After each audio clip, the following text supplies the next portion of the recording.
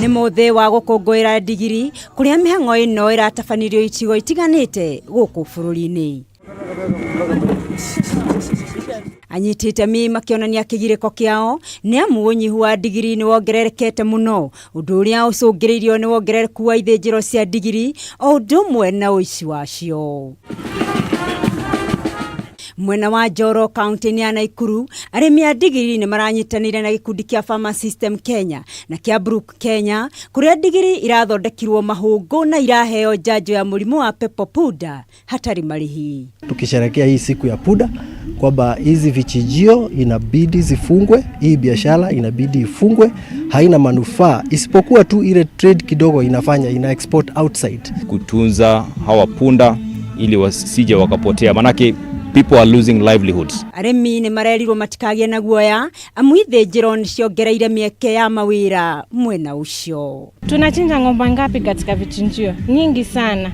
Lakini bado ng'ombe hawaishi. Kwa hivyo hata punda hawataisha.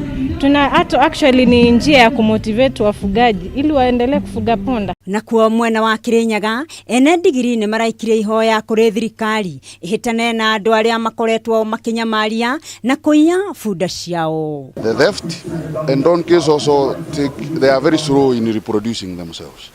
So we have to curb the decline by either encouraging importation of donkeys from outside.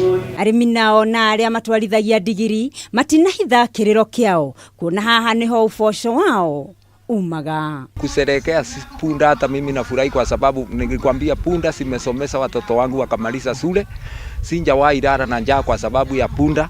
Hata saa hii niko hapa napigiwa simu na customer wangu niende nikawafanyie kazi, nikawaambia hapana, leo ni siku ya punda, tunasherehekea punda tu. Muthi uyu ni urakungwirwo ni mabũrũri matigaine gĩturi-inĩ kia Afrika. Handũ-inĩ ha Kameme TV, rĩtwa rĩakwa ni Elena wa Gacomo.